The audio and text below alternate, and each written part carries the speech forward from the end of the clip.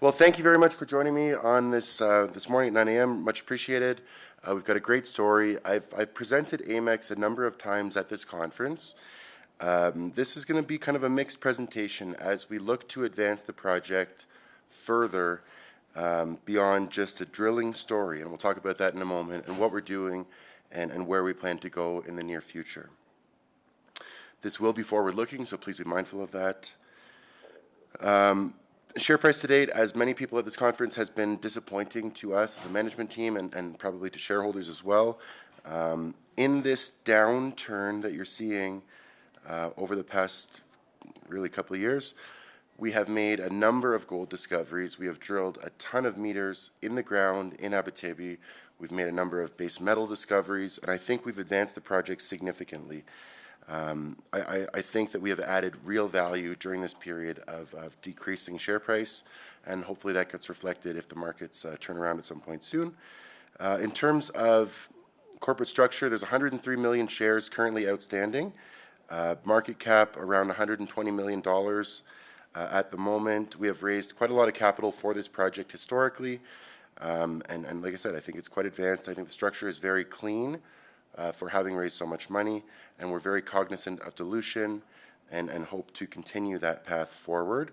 We've got a number of analysts covering the company. Please feel free to reach out to any of them for their opinions on the project. The company is led by Victor Cantore, President and CEO, as well as Jacques Trottier, Executive Chairman. Myself, I'm VP Exploration. We've got Wanda Cutler, Corporate Development as well, who's at the conference, and a number of independent directors and a very strong board. 2 days ago now, we announced a technical advisory team. This team is meant to help us take Amex beyond a pure drilling story and into eventually a development and perhaps in the future a mining story in the future. So Stephen Coates is here with us at the conference. Please feel free to reach out to us if you see him. Stephen Coates is a mining engineer, worked through Quebec for the past 10 plus years on a number of different projects. Jonathan Gagne, also a mining engineer, also very strong experience in Quebec and Ontario. Pierre-Luc Richard, really great resource geologist. He's going to act as our sort of internal guide as we work with consultants on the path forward. He's signed off on a number of high-profile projects in Quebec. And Jacqueline Leroux, who is an environmental permitting specialist and has worked on a number of projects, including the Éléonore Gold Project in James Bay, Quebec. So in terms of where we are right in the center of the Abitibi Greenstone Belt. This is us, smack dab in the center. We've got Timmins to the west, Val-d'Or to the east, Detour Lake to the north, Kirkland Lake to the south. Essentially, we are in the middle of the Abitibi. We are surrounded by infrastructure. We are surrounded by mines. We have a fully highway accessible project. We'll talk a little bit more about the infrastructure towards the end. This is going to be more of a technical presentation than I typically give. So here we go. So in terms of geology here, we have a really interesting geological package. If you were looking at this in a textbook, this is not where you would look for gold. This is not greenstone hosted. This is not quartz feldspar porphyry hosted. This is a rhyolitic hosted gold deposit. It's unique. There's a few of them in the Abitibi. This is a very special geological package whereby this rhyolite seems to be very, very fertile with gold mineralization. What should be the textbook package, if you were looking at this in your textbook, is this southern portion, which is an andesitic to mafic unit that's in contact with this lower sedimentary package.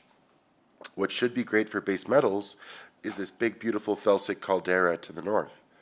What is really interesting about what has happened in the past little bit is we have had a lot of forest fire activity in Quebec.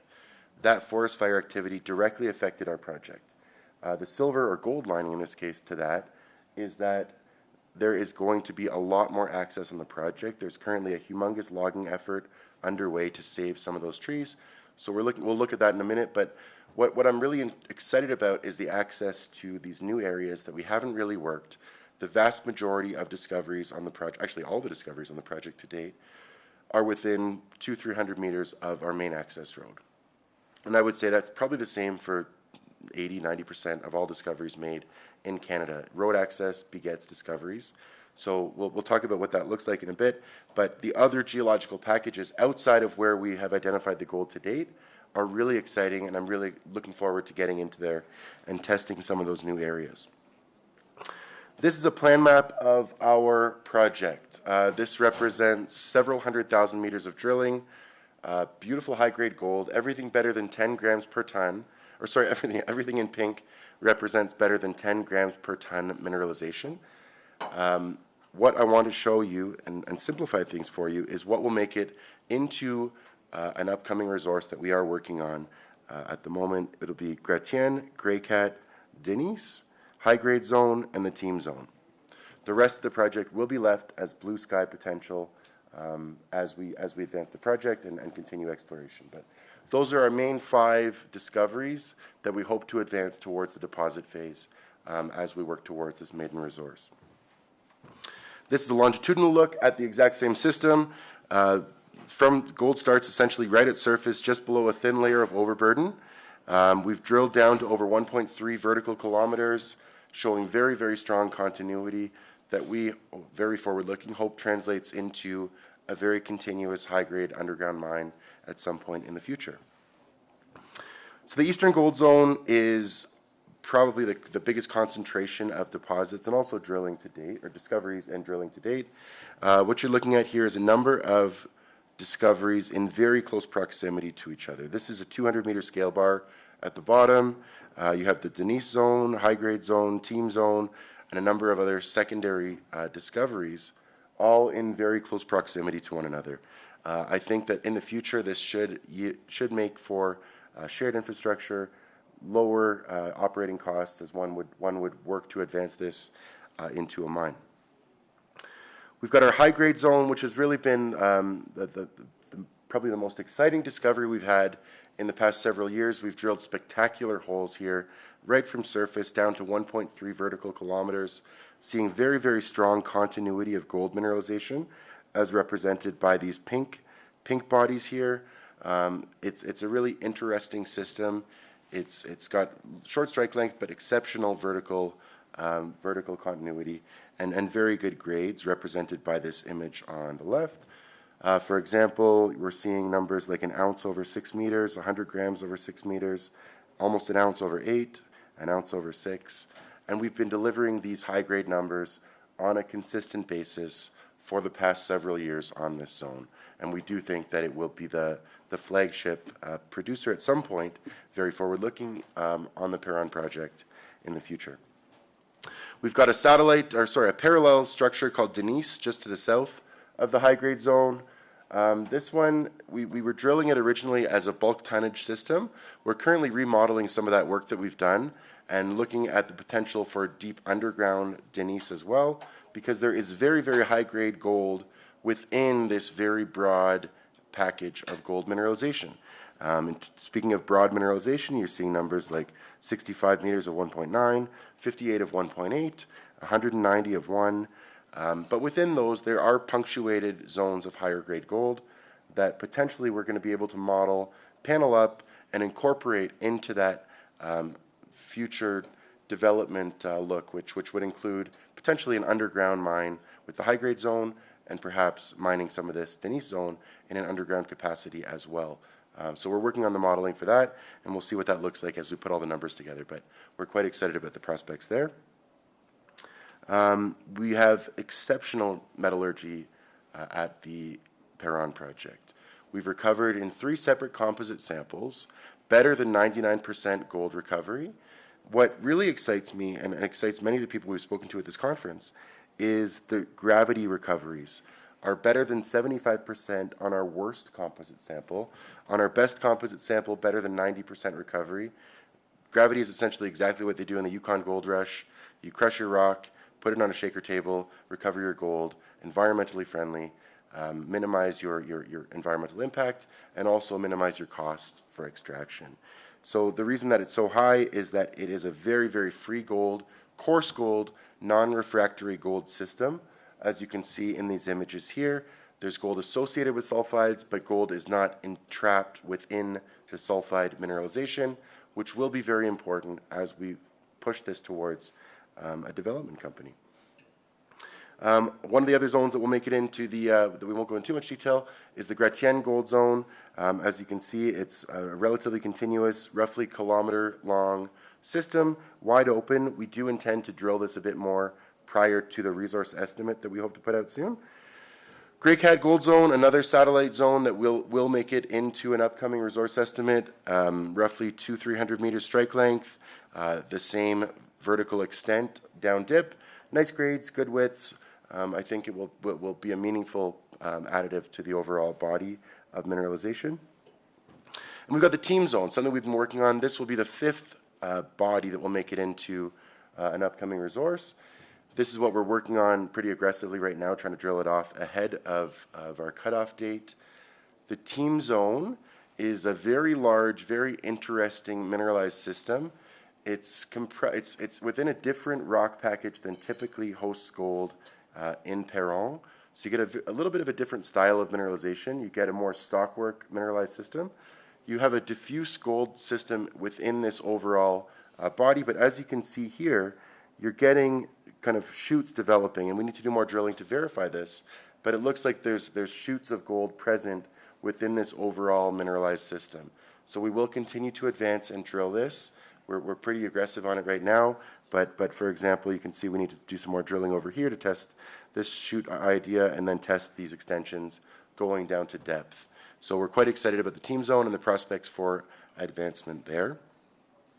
New gold discoveries, I'm running out of time a little bit, so I won't go into too much detail. There are a number of discoveries that have been drilled, identified in the drill hole with high-grade gold that will not make it into the resource.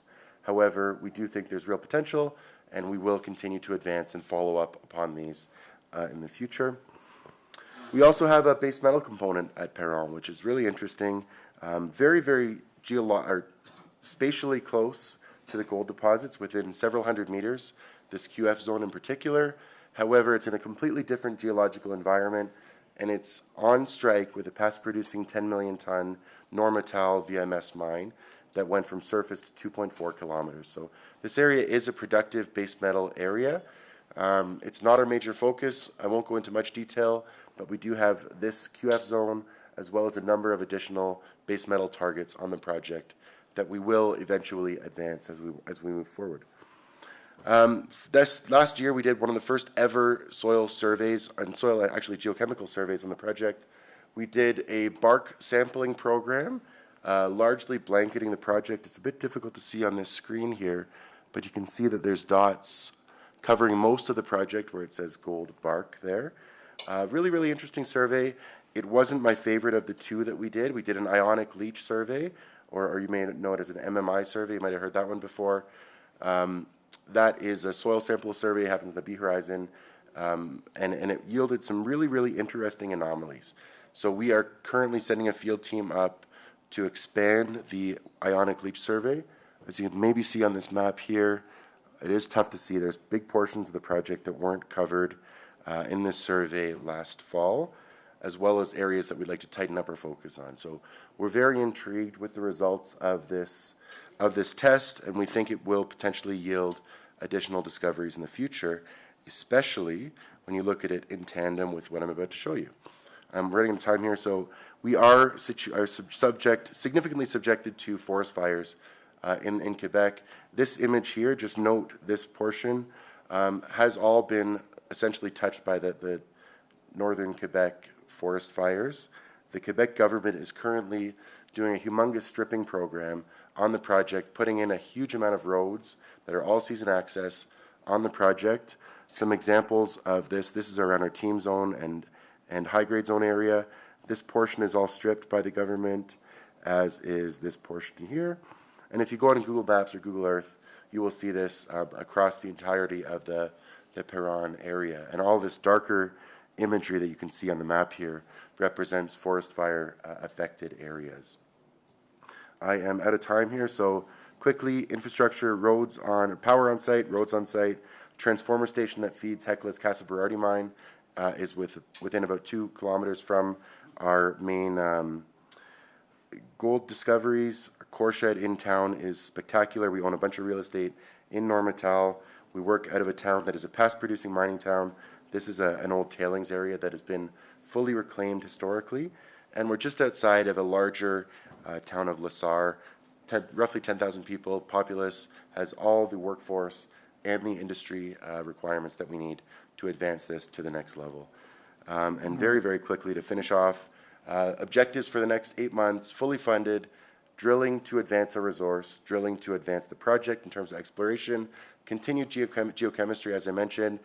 This says year end, however, we're targeting actually Q1 for the resource estimate, targeting Q2 for a preliminary economic assessment of the work that we've done to date, and eventually expand our executive team with development and mining focus. Thank you very much for your time. Much appreciated. Have a great day. Thank you. All right. Thanks, Kelly.